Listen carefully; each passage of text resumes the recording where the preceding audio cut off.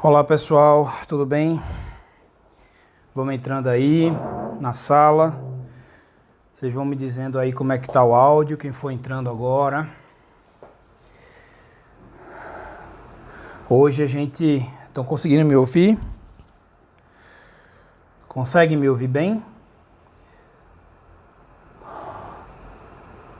Oi Dani, Gabriel, Raiza. Tudo bem? Eve. Tá ouvindo bem aí, Evelyn? Beleza. Vocês estão conseguindo... Boa, valeu, Raíssa. Raiza, vocês estão conseguindo enxergar ali o coisa? Hoje nós fizemos diferente aqui. Eu peguei o data show que eu dou aula para os meus alunos da residência para projetar aqui na parede de casa. E aí, para ficar melhor do que aquela tela do computador que a gente fez das outras vezes, certo? Beleza? O pessoal tá chegando aí. Show. Olá. Boa, muito obrigado. Siga-la, Tati. Deve ser Tati seu nome, né? Deve ser Tati. Beleza, vamos dar uns 5 minutinhos aí pro pessoal ir chegando. Tranquilo. 8:02. E aí a gente, já a gente começa, tá? A ideia, pessoal, hoje à noite é a gente resolver aquele caso, aquele eletro que a gente deixou aí nos stories, né? Tinha um eletro... Oi Tamires, tudo bem? Tinha um eletro que a gente jogou lá no stories ontem, na verdade, que foi um eletro que um colega nosso, médico de família, estava dando plantão no final de semana, ele mandou para mim. Deixa eu ver se vocês estão me enxergando bem aqui. Deixa eu ver, vou virar para cá agora, para vocês me verem. Opa, travou alguma coisa aqui? Deixa eu ver. E aí? Estão me enxergando aí? Deixa eu desligar um pouco a luz daqui de trás para não ficar estourado. Pera aí. Fica mais com essa luz aqui, eu acho que tá melhor. Todo mundo me enxerga aí? Estão vendo bem? Estão me ouvindo? Estão me ouvindo bem aí? Tranquilo? Quem entrou depois? Está ouvindo bem? Show! Beleza. Então, galera, aí a ideia é o seguinte, a gente, conversando com alguns alunos, ex-alunos nossos, a ideia era a gente conversar, fazer um pouco, resolver algumas questões, né, das provas de título da Sociedade Brasileira de Medicina de Família, aquelas que dizem respeito às doenças cardiovasculares, né? E aí, Diego, inclusive, foi um dos incentivadores disso daí, ex-aluno nosso de BH, que vai prestar a prova de título agora. E aí é uma coisa que a gente está querendo entrar devagarinho, assim, a gente não pegou, estamos muito no processo da construção do módulo 2, né, que vai ser agora em dezembro, 7 e 8 de dezembro, e por enquanto a gente não entrou, vamos dizer assim, de uma forma muito sistematizada, de pegar toda a prova, não, a gente pegou as questões de doenças cardiovasculares para a gente resolver. A gente pegou da prova 23 hoje, por quê? Porque esse caso gerou muita dúvida, o caso clínico do colega que ele mandou pra gente, né? Foi o Michel, um colega nosso, que mandou esse caso no final de semana. E aí a gente, como é que se diz? Eu fiquei de resolver esse caso, mas achei melhor resolver numa live, porque ele tem muitos detalhezinhos aí que valia a pena a gente resolver numa live, num webinar.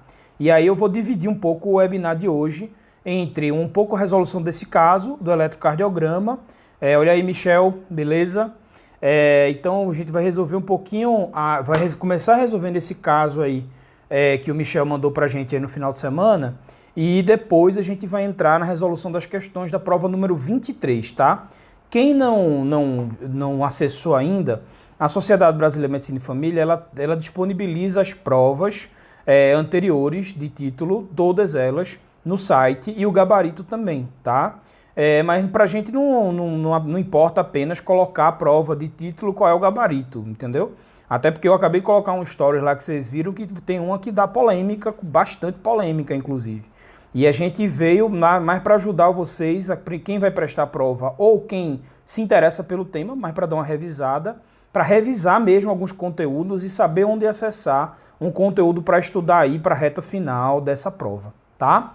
Então, já estamos com um número legalzinho de pessoas aí, vamos dar em torno de perto de 30 pessoas, são 8h05, vou dar mais um minutinho.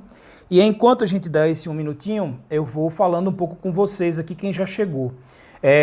A gente está num processo muito legal da construção do módulo 2, né, do curso, que o dia 7 e 8 de dezembro vai ser esse módulo 2 aqui em São Paulo. O módulo 2, para quem não conhece ainda, a ideia dele, pessoal, é que seja um curso voltado mais para a resolução da clínica.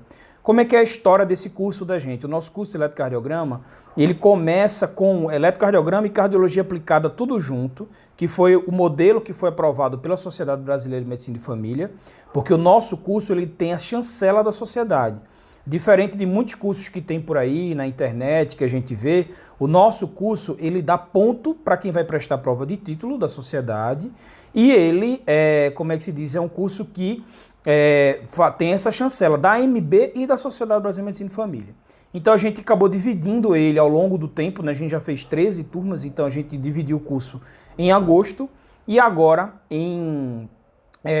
desde a turma de Ribeirão em agosto, que a gente dividiu em 2 módulos e o módulo 2 vai ser lançado agora, tá? No final do webinar eu falo um pouquinho mais para vocês sobre o módulo 2 e quem ainda não preencheu a lista como é que se diz? A lista do mailing que a gente divulgou esses dias aí agora, preenche lá, porque quem não vai fazer o módulo 2 vai poder ter acesso a uma aula, né? Quem preencheu o mailing, a uma das aulas online do módulo 2. O módulo 2 a gente vai falar de síncope, vamos falar de palpitação, nós vamos falar de fibrilação atrial na atenção primária, de insuficiência cardíaca, vamos falar de hipertensão arterial sistêmica na atenção primária, vamos ter estação de treinamento de semiologia cardiovascular, estação de treinamento de fundo de olho, estação de treinamento de eletro, aplicando o método FRET, que a gente vai usar agora no eletro, inclusive, tá? Então, a ideia do módulo 2 é justamente a gente ampliar essa capacidade resolutiva da gente. Deixa eu só desligar esse WhatsApp web que está aqui no meu computador, para a gente não ser incomodado. Pronto, beleza. E agora eu vou voltar e agora já são 8h07 e dá para a gente começar, tá bom? Então, vamos começar lá, pessoal. Olha só. Esse foi o caso, ó, eu vou aumentar um pouquinho aqui. Me digam aí se todo mundo está conseguindo enxergar. Estão conseguindo enxergar daí? Ó. Estão conseguindo enxergar? Beleza? Olha só. Esse foi o caso que o nosso colega Michel mandou pra gente, né?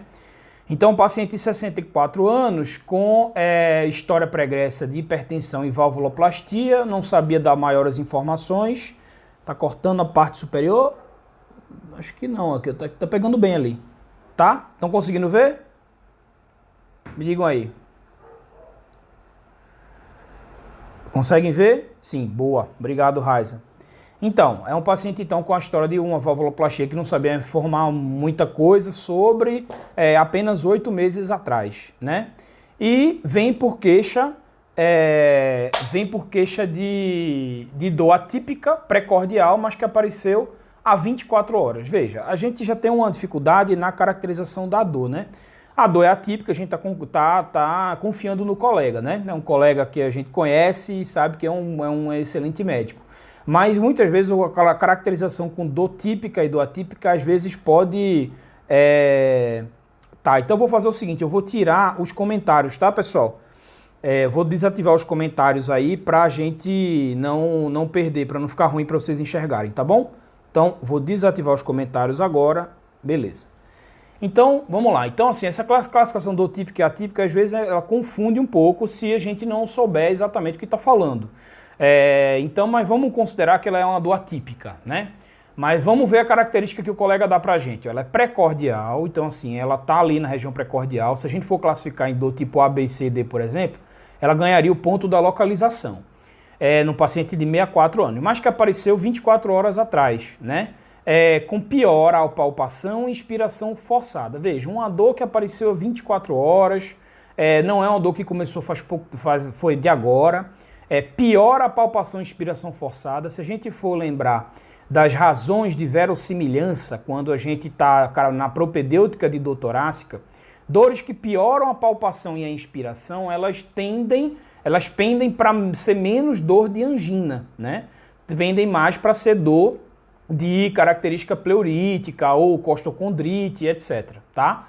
Veja, uma dor não se irradia, não descreve como intensa. E também o colega ali não descreve pra gente nenhum, vamos dizer assim, nenhum sintoma associado e fatores de melhora ou piora. Então, assim, com o que a gente tem, a gente só consegue classificar essa dor aí no máximo como tipo C. Ela ganharia ali, como é que se diz, o fato de ser uma dor no precórdio, né? Antes de a gente ler o eletro, tá, pessoal? Antes de a gente ler o eletro, a gente tem que pensar nas probabilidades pré-teste, tá? Olha pra mim aqui, ó. Olha, eu quero que vocês olhem pra mim aqui, certo? Então, antes de ler o eletro, a gente tem que pensar primeiro nas probabilidades pré-teste. Então, a gente tem que ver, olha, um paciente de 64 anos, ele já é hipertenso. Agora, lembrem de um detalhe. Ele é um paciente que fez uma valvuloplastia. Não conhece muitos detalhes disso daí. Então, assim, ele é um paciente com alguma possibilidade já de ter um miocárdio já um pouco já machucado, é um paciente que já foi operado, então, assim, pode ser que seja um paciente de um risco um pouco maior já, né? Já deve ter uma lesão no seu miocárdio. Entretanto, a gente não sabe de mais detalhes sobre risco cardiovascular, se é dislipidêmico, tabagista, história de diabetes mellitus, nada disso. Mesmo assim, a gente poderia colocar ele, vamos ver, ele é hipertenso, tem 64 anos, a gente já ia considerar mais ou menos como risco intermediário, junto com essa valvuloplastia. E aí vamos pensar assim, ó, risco intermediário, volta para mim aqui, cadê? Risco intermediário, num paciente com a dor tipo C, a gente vai ter que avaliar esse eletro dele e o exame físico, obviamente. O exame físico o colega também não descreveu pra gente agora, né, nesse textinho.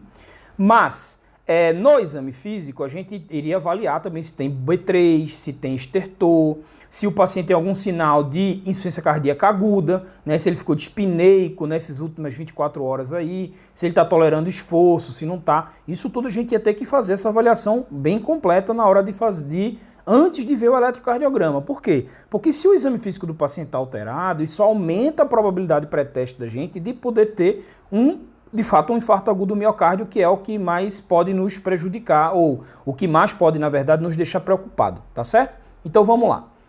Vamos para o eletro agora sem mais delongas. Então esse é o nosso eletro, tá?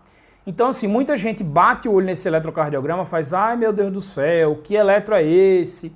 Cheio de onda larga, grande, fica já com medo, né? Então todo mundo que já conhece a gente aqui sabe que a gente tem método no nosso curso para analisar o eletro. Que primeiro é o método para não ficar com medo. Não ficar com medo de um eletrocardiograma. Não ficar com medo de um traçado como esse, tá? Eu vou dar um zoom aqui, eu só vou abrir rapidamente os comentários, porque eu vou dar um zoom só para vocês me dizerem se conseguem enxergar aqui. Quando eu dou um zoomzinho, vocês conseguem ver aqui, né? Mais ou menos aqui. Vocês não vão ver com tanta precisão, mas vocês vão conseguir dar uma enxergada. Estão conseguindo enxergar aí, não estão? Digam para mim aí, ó. Quando eu dou esse zoom, eu vou dar um zoomzinho aqui também, ó. Uou! Para vocês conseguirem enxergar um pouco melhor. Beleza? Só para saber se vocês estão enxergando aí, alguém se posiciona. Obrigado, Gabriel. Beleza. Então, o senhor tá no céu, mas eu vou tentar gravar o vídeo depois. Tá certo? Beleza, então vamos lá. Então, pessoal, vamos resolvendo isso aqui. Eu vou desativar os comentários mais uma vez, tá? Beleza. Valeu, Michel, obrigado. Então vamos lá, desativando. Então, ó, primeiro, olhou para esse eletro, a gente vai pensar em quê? No FRET, certo? Esse, para quem não conhece, para quem não nos seguia até pouco tempo, esse é o nosso método do nosso curso, a gente avaliar o eletrocardiograma, tá? A gente, para não se perder e não esquecer o que é mais importante no eletrocardiograma, tá certo?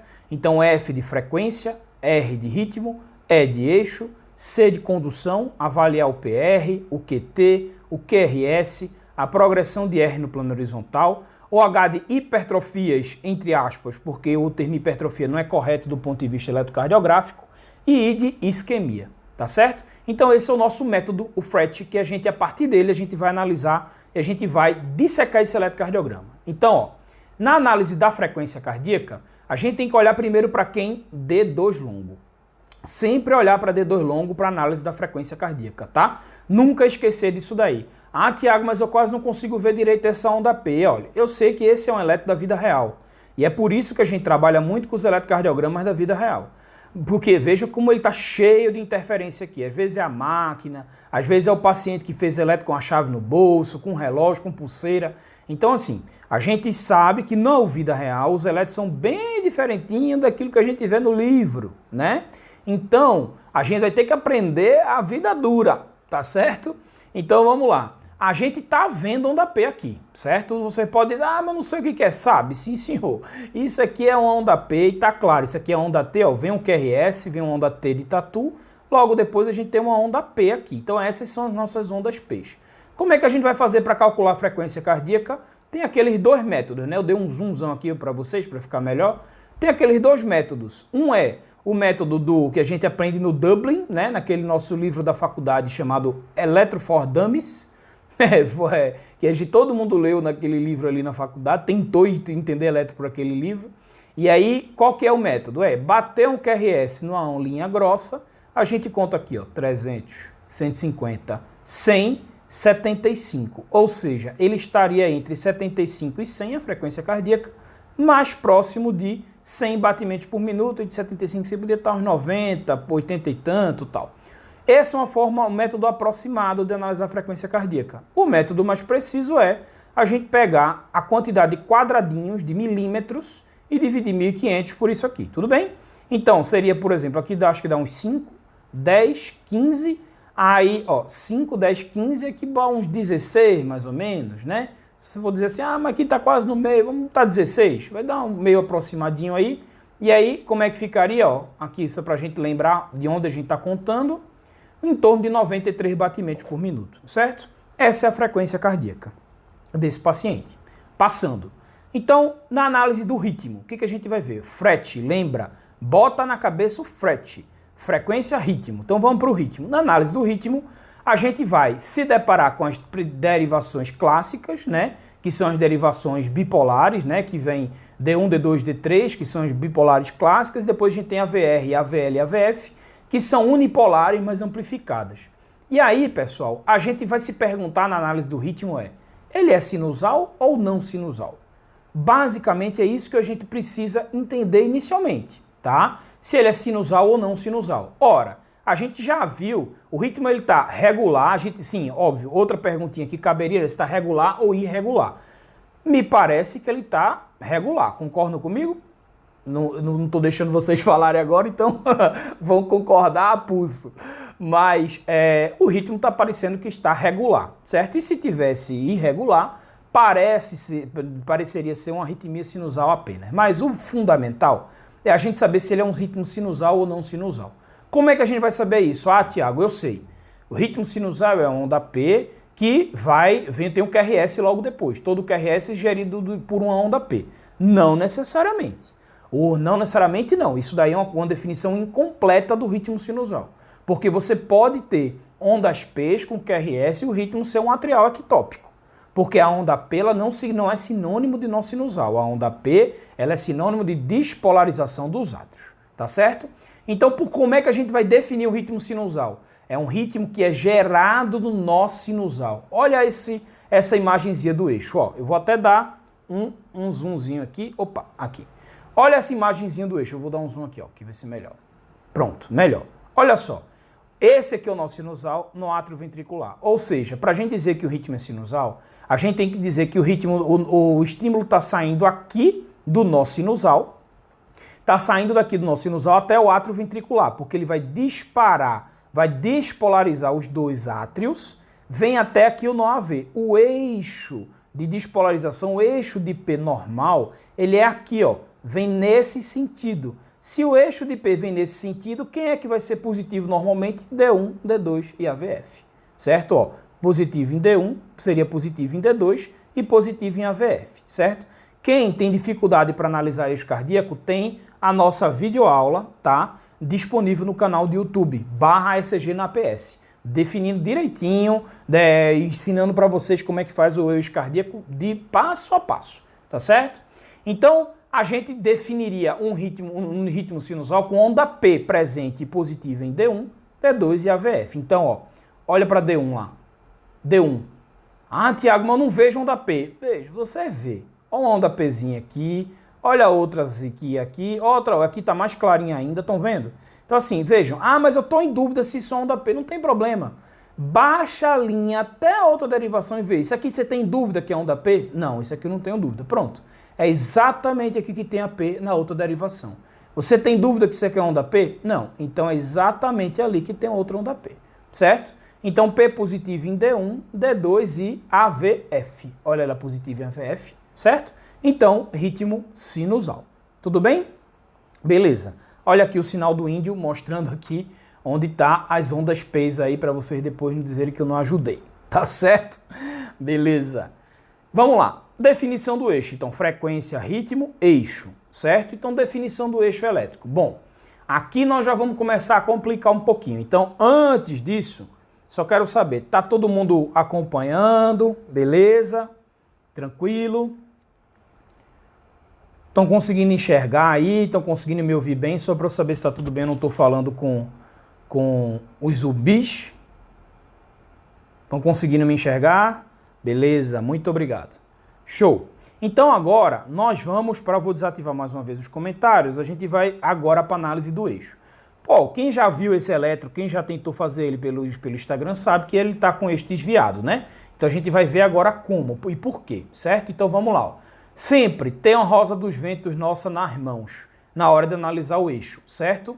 Por quê? Porque você não precisa ficar decorando tudo da rosa dos ventos do eletrocardiograma, das derivações clássicas, D1, AVL, D2, não precisa que você decore. Se na hora que você for ler um elétron, você souber usar essa bichinha aqui, acabou. Isso depois vai entrando, vai virar um reflexo medular na medida que você for lendo mais eletrocardiogramas, tá? Então, olha só, vamos olhar primeiro para D1, ó. Sempre a gente olha primeiro para D1, certo? E para AVF para a gente definir o eixo cardíaco. Então, ó, D1, a gente tem um QRS positivo ou negativo? Positivo, né? Tá claro que o QRS em D1 tá positivo. Se ele tá positivo, ele tá nos 180 graus de positividade de D1, tudo bem? Se está nos 180 graus de positividade de D1, ele está desse lado esquerdo do paciente. Direito nosso, esquerdo do paciente. Beleza. Agora nós vamos olhar para AVF, que é AVFUT. Bom, AVF está positivo ou negativo? Negativo, né? O QRS em AVF, ele está negativo. Se o QRS em AVF está negativo, ó, bom, se ele estivesse nesse 180 graus aqui, ó, deixa eu até dar o zoomzinho, se ele tivesse nesse 180 graus aqui, ele estaria com a projeção positiva em AVF. Mas eu já sei que ele está negativo. Se ele está negativo, ele não pode ter uma projeção positiva em AVF. A projeção vai ser negativa. Então, ele vai cair nesse quadrante. Por quê? Porque D1 eu já sei que está positivo, então está para cá. A interseção dos dois é aqui. Esse é o meu quadrante principal. De novo, quem tiver dificuldade com eixo, tem uma aula no YouTube, no nosso canal, que ensina direitinho, passo a passo, a identificação do eixo, tá? Não vou parar tudo aqui para fazer só eixo, porque não é o nosso objetivo. Então, vamos lá. Então, já caiu aqui em cima D1 AVL, certo? D1 AVL não, desculpa, aqui entre 0 e menos 90 graus. Então, esse é o meu quadrante principal. Ora, caiu aqui, o que a gente vai fazer? Vamos olhar para as derivações vizinhas. Quem são as derivações vizinhas? D2 e AVR. Olha para D2. D2 está positivo ou negativo? Ora, D2 está negativo. O QRS está predominantemente negativo em D2. Se ele está predominantemente negativo em D2, ele não pode fazer o quê? Não pode estar dentro dos 180 graus de positividade de D2, que é isso aqui. Ora, se ele não pode estar aqui porque ele está negativo em D2, resta para ele estar aqui atrás. Mas se ele vai estar aqui atrás e ele tem que estar nesse quadrante, só restou essas duas fatias aqui, ó, certo? Então ele está para além de AVL e para além de menos 30. Vamos olhar para a AVR agora, que é a outra vizinha. AVR, quem é a outra vizinha? A AVR está ali em cima. E a AVR como é que está? Negativo. Perceberam? Então a AVR ele está negativo. Se a AVR o QRS está negativo, ele também não pode estar nos 180 graus de positividade de AVR. Concordam que seria isso aqui? Ou seja, se ele tem que estar nesse quadrante, só sobrou entre menos 30 e menos 60 graus, certo? Na verdade, o eixo já vai estar mais ou menos aqui, ó. Cadê? Opa, volta para cá. Ali, certo? Em torno de menos 45 graus ali, tá bom? Esse eixo cardíaco. Então, esse eixo aqui, quando bate aqui em cima, eu sempre digo aos alunos, ó, o eixo está desviado para a esquerda, além de menos 30, É porque assim, tem livros que trazem, por exemplo, o critério do BDAS como acima de menos 30. A diretriz brasileira, por exemplo, de laudos eletrocardiográficos, que é da Sociedade Brasileira de Cardiologia, ela coloca menos 45 graus. Então você às vezes tem essa divergênciazinha. Entretanto, a gente pode usar além de menos 30 e testar os outros critérios do BDAS. O que é o BDAS? O bloqueio da divisão antero-superior. Então, ó, caiu aqui em cima o eixo, sempre testa para os critérios do BDAS. Os nossos alunos que fizeram o módulo 1 já têm nas mãos o card de consulta rápida para ver os critérios. Então, ó, a gente se pergunta, caiu aqui BDAS? E aí a gente vai, ó. Esses aqui são os critérios da Sociedade Brasileira de Cardiologia, só para vocês verem. Bom, para dizer que tem um BDAS seria um eixo elétrico além de menos 45 graus, beleza, certo? Vamos dele tá ali em torno de 45 graus. RS em D2, D3 e AVF, com S da onda de D3 maior do que a S de D2. Vamos ver, ó. A gente tem, ó, aqui em D2 uma RS, D3 a gente não tem uma RS, mas tem uma QS aqui, certo? E AVF a gente tem um cotoquinho de R ou só Q mesmo aqui em AVF. Então a gente tem uma onda S proeminente em D2, D3 e AVF. E o que a gente tem? Uma onda S de D3 maior do que a S de D2. Opa! Isso daí já é um bom critério aí para o BDAS, certo? Uma SD3 maior que a ST2. Porém, a gente precisava ter umas ondas Qzinha, pequenininha, em D1 e AVL, certo? Então, assim, como tem muita interferência, a gente não consegue enxergar bem aqui D1 e AVL. AVL até não parece ter, certo? Então, essa onda Qzinha aqui em D1 e AVL era importante de ter também, tá? Só que tem outros critérios que a gente pode usar, que são critérios acessórios para o BDAS também. Quais são eles? A progressão progressão lenta, que a gente vai ver daqui a pouco, e a presença de ondas S grande de V4 a V6. Bom, eu vou só fazer assim para vocês verem, ó. Olha aqui onda S grande V4. Olha a onda S proeminente V5. V5 não era para aparecer onda S, estão vendo?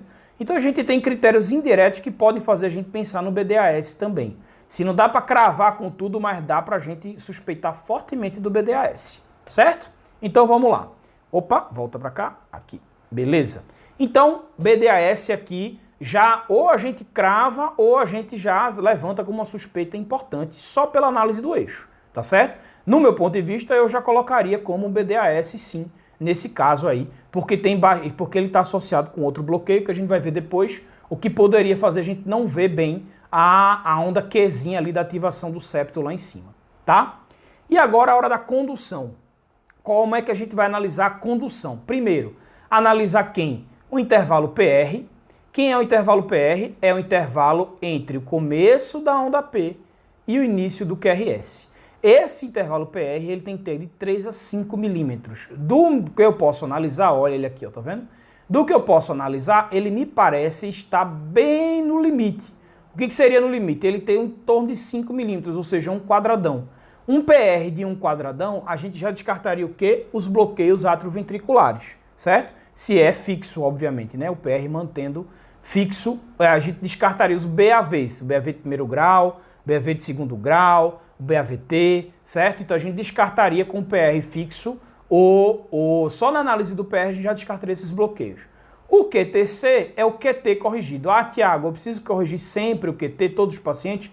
Não, não precisa. A gente pode tranquilamente pegar e, como é que se diz? A gente pode fazer um rastreio aqui para a gente tentar não precisar calcular sempre todos os QTs. Só que aí, como é que é esse rastreio? A gente vai pegar de uma onda R a outra e a gente vai passar uma linha imaginária meio que na metade. Então aqui teria um quadradão, 2, 3. Então mais ou menos aqui no meio, na metade dele aqui, opa. A onda até meio que bate aqui, ou um pouquinho, ou não, né? Acho que não. Ela não bateria aqui, ó, porque esse está um pouquinho mais para cá. Então a gente teria o quê?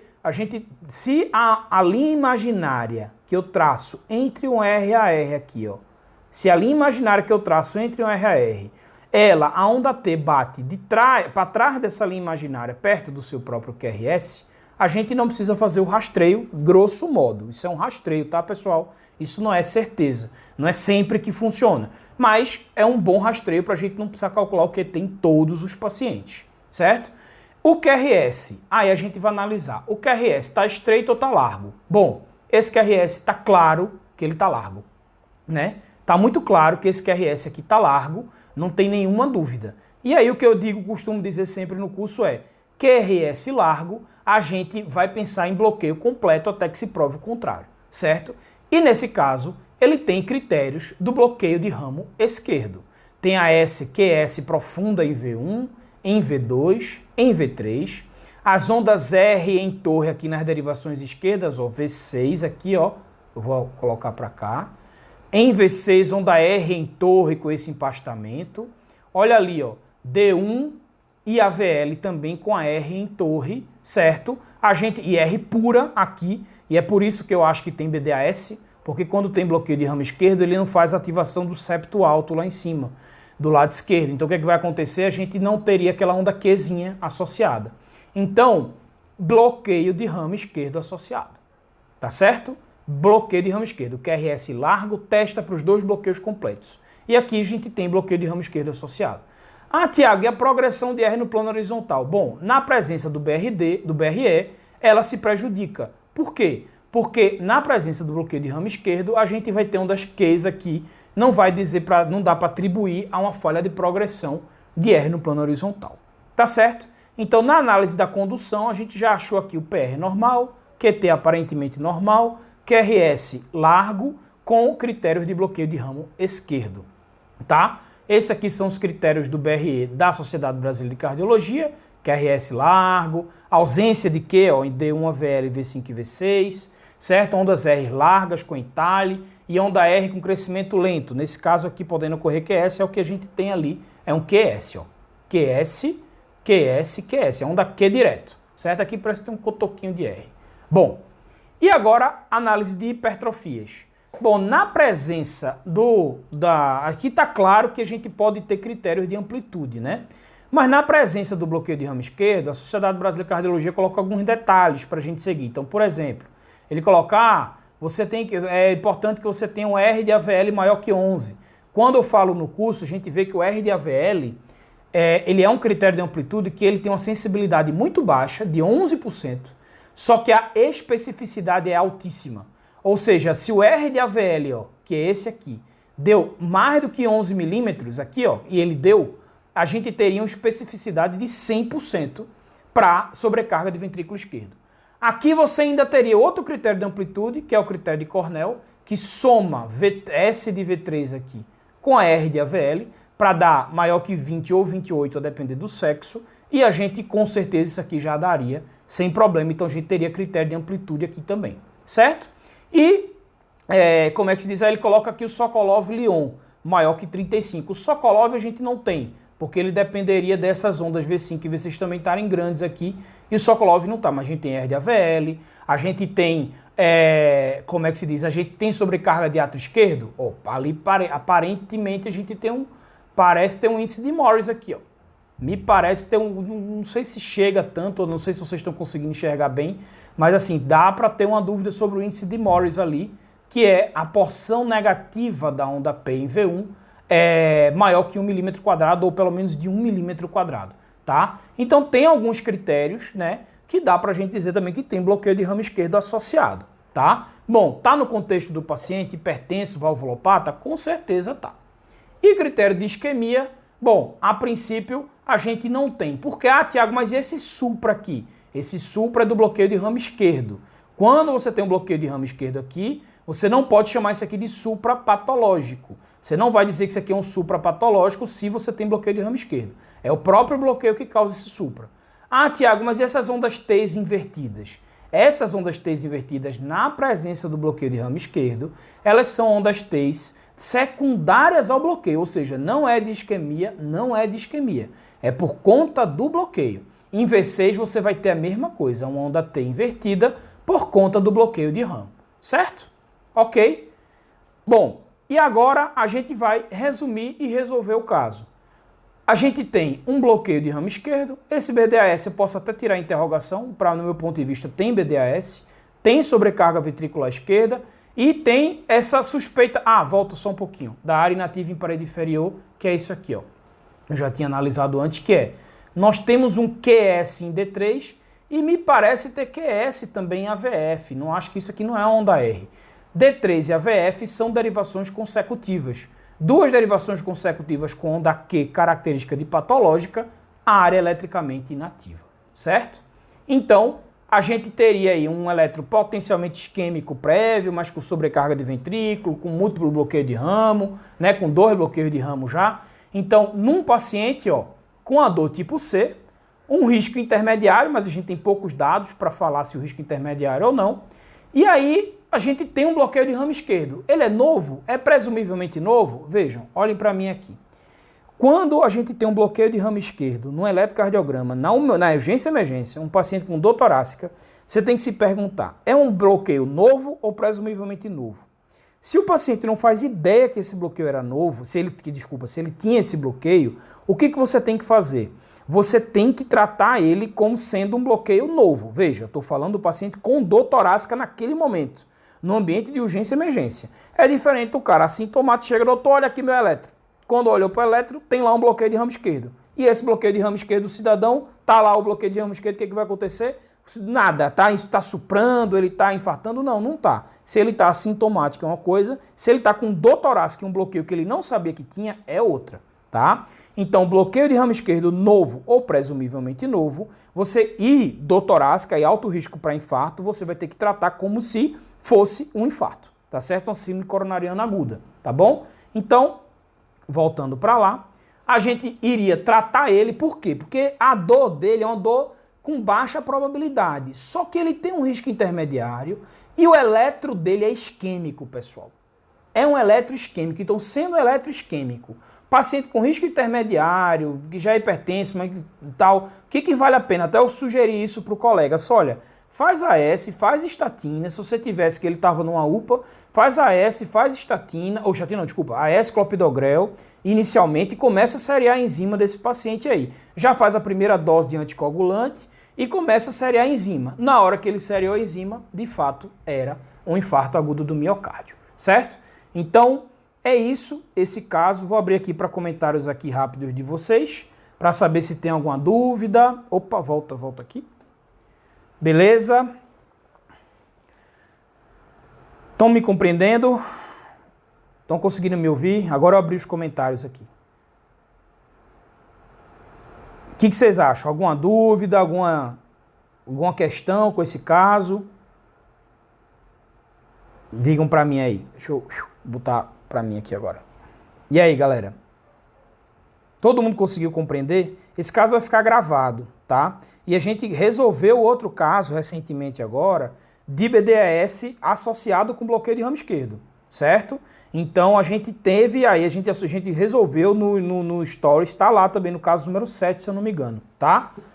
Oh, valeu, Michel, obrigado. Michel foi o colega que mandou o eletro, ex-aluno meu aqui da turma de São Paulo, foi a primeira turma do nosso curso de eletro.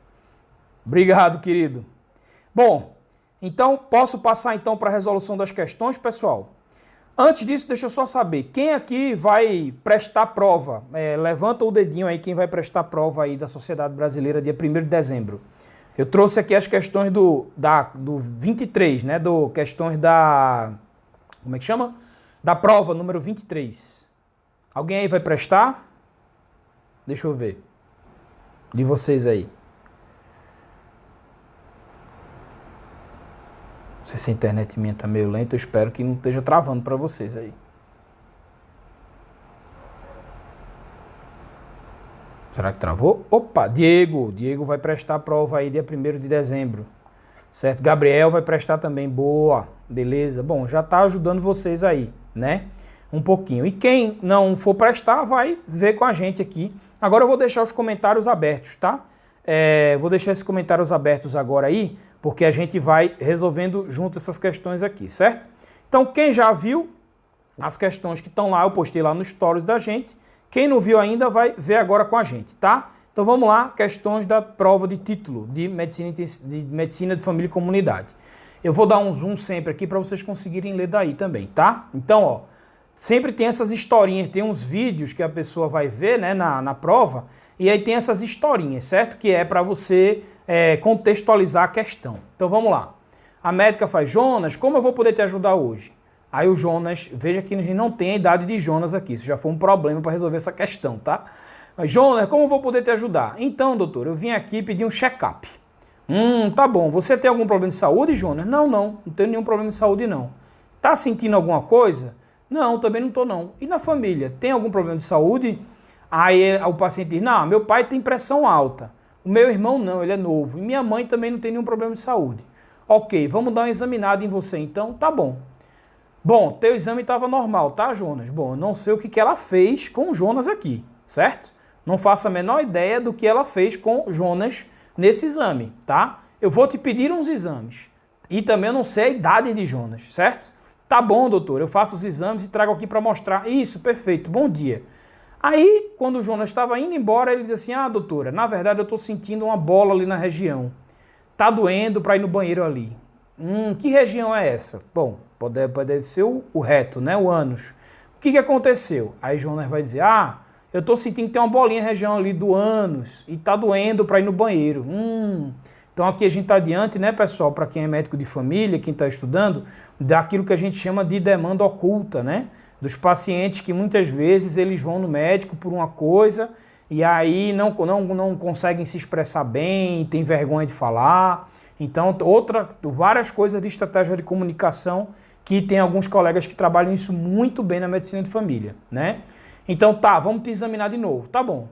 Jonas, o que você tem é hemorroida. Está em aproximadamente 1 centímetro, a gente classificaria como grau 2. Ora, Tiago, para que você trouxe essa questão de hemorroida? Porque ela não é uma questão de hemorroida, né?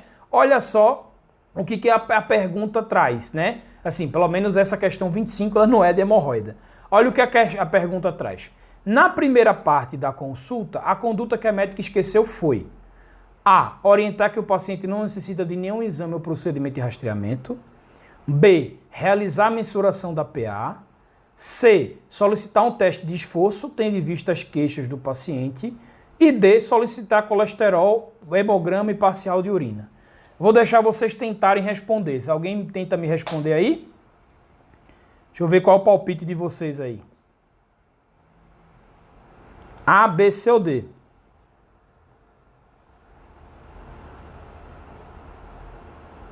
A, B, C ou D? Me digam aí, o que vocês acham? Qual que vocês colocariam aí nessa resposta? A, B, C ou D? O que a médica esqueceu? Alguém quer testar?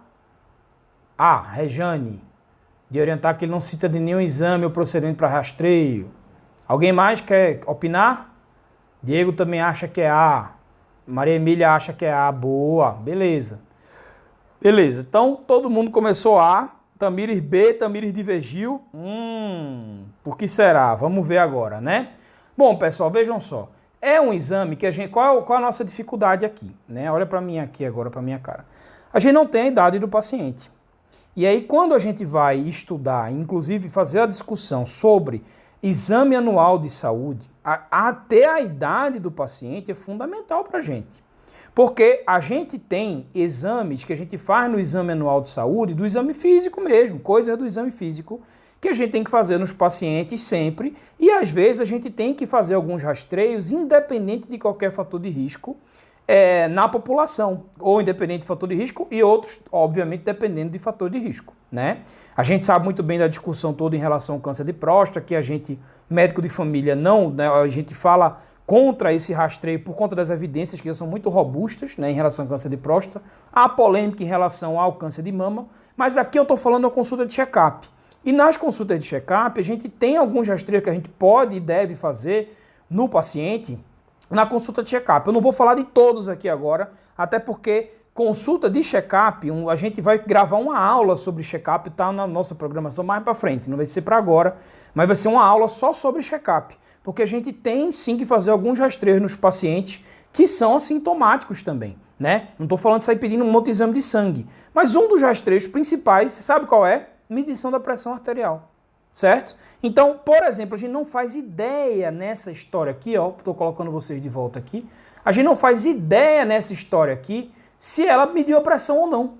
Só está dizendo que ela fez o exame físico.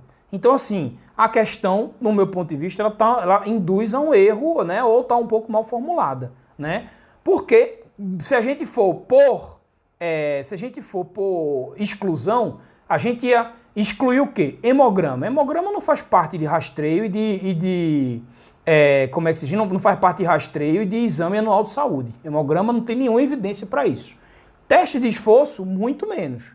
Teste de esforço num paciente que a gente não faz nem ideia da idade, mas assim, que o único risco cardiovascular que ele tem, o único fator de risco é o pai que é hipertenso, né? A mãe não tem nada, mas só o pai é hipertenso, ele não fuma, não tem nada além disso. Então a gente excluiria a letra C também, ficaria entre A e B.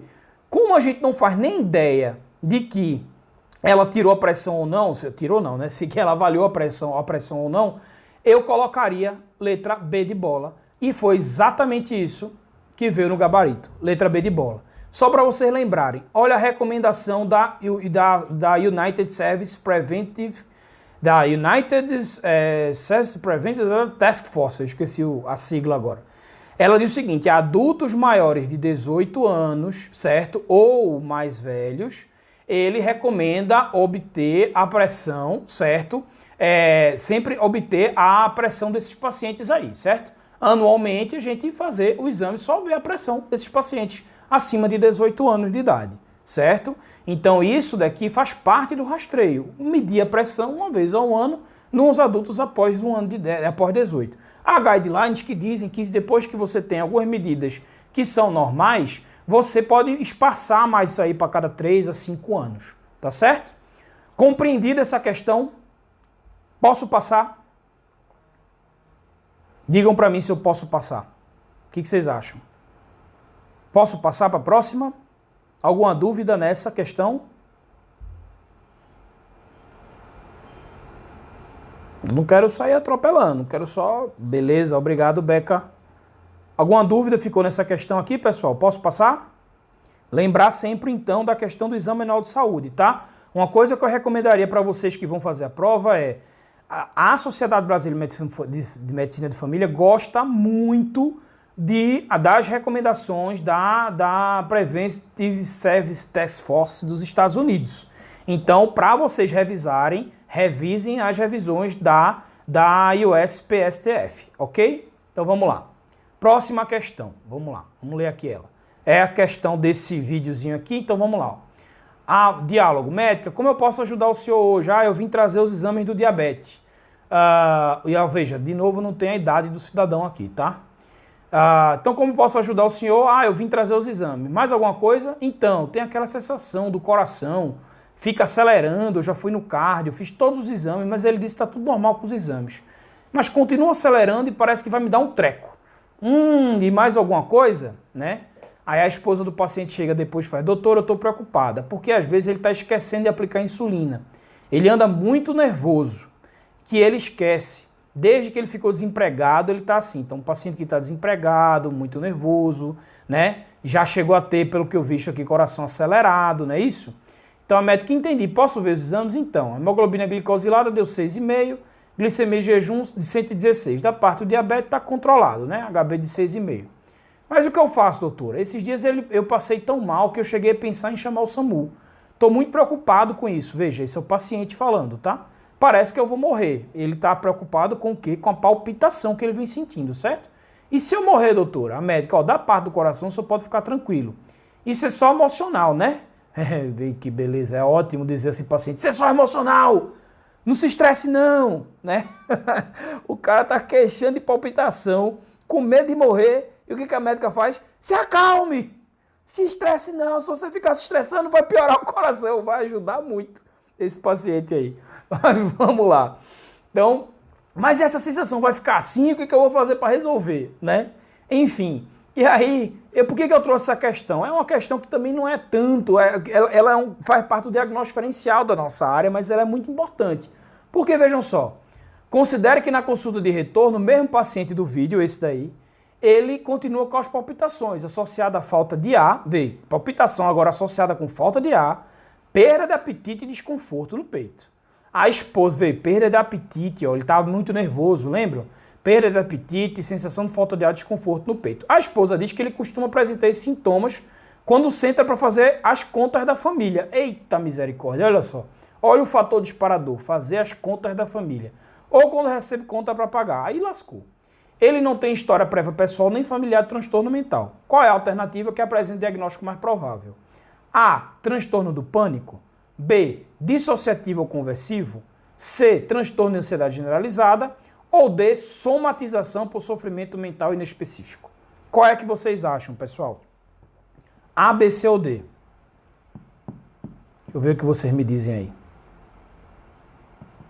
A, B, C ou D?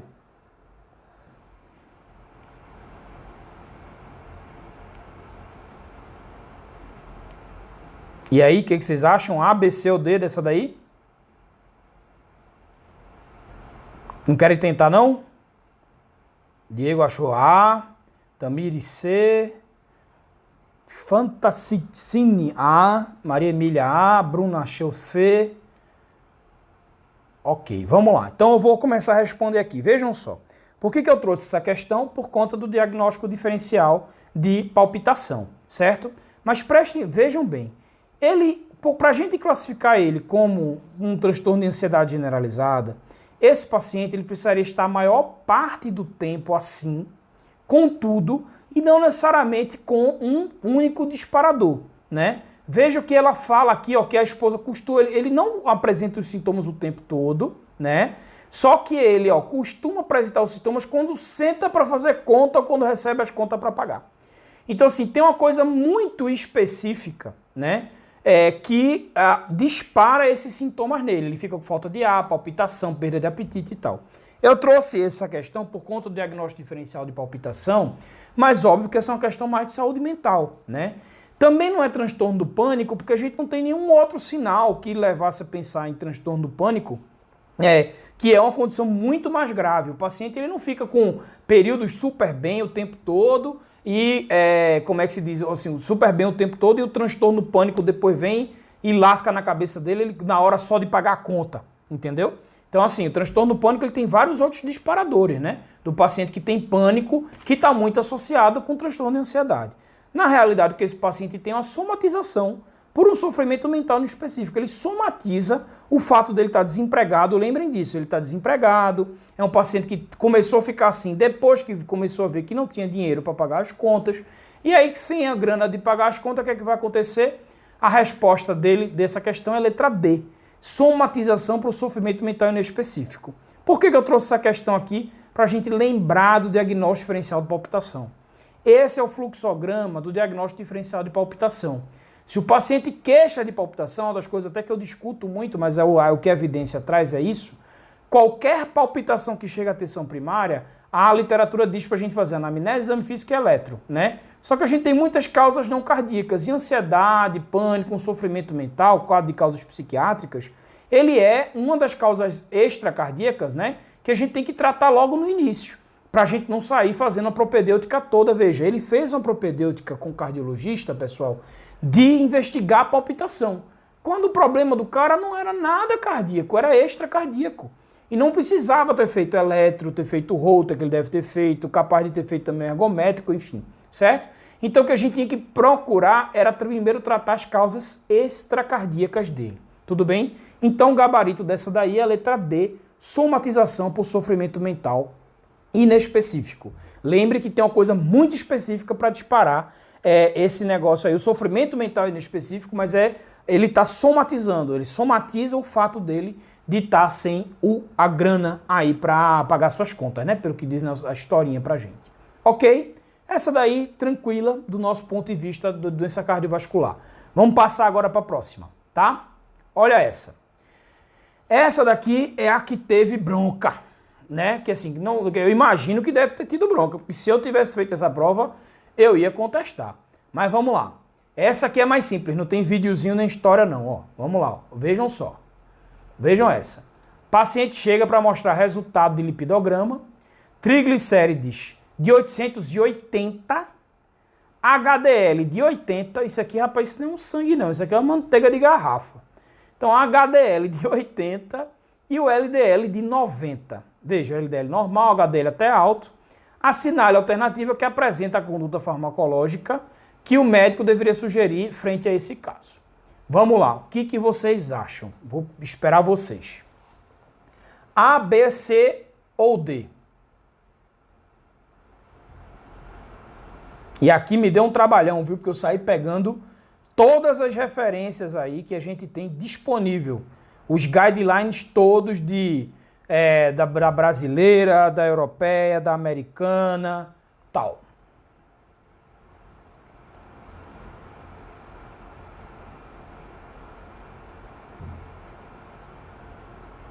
Alguém, todo mundo está botando o A aí, muito bem. Alguém se arrisca a justificar por que o A? Deixa eu ver se alguém de vocês se arrisca a justificar por que o A. Tente se arriscar a justificar por que a letra A. Vamos ver, aqui ninguém está julgando ninguém. Vamos lá, alguém consegue justificar aí por que A? Por que não D, por exemplo, ou por que não C?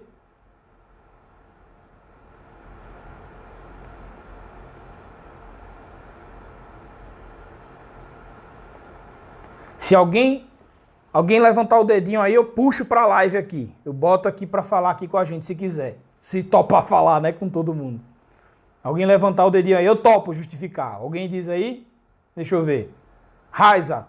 E aí, Raiza? Posso te chamar aqui para a live? Diego está perguntando se HDL alto significa fator de proteção. Veja, isolado assim, veja com triglicérido de 880... Ele já, só esse triglicérido de 880 já coloca o paciente num risco cardiovascular um pouco mais alto, né? Na verdade, assim, ele está associado com mais aterosclerose também. Apesar do LDL dele estar normal, e aí é a meta do LDL que vai mensurar pra gente, né? E aí, alguém se arrisca a tentar me dizer por que vocês passariam só fibrato?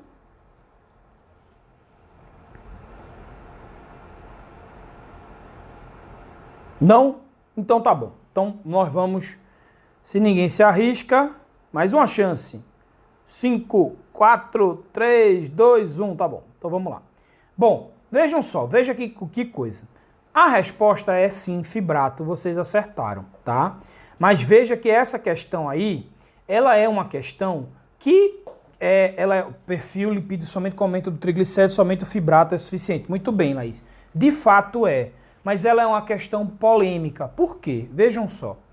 Essa aqui é a última diretriz norte-americana para o manejo da hipertrigliceridemia, certo?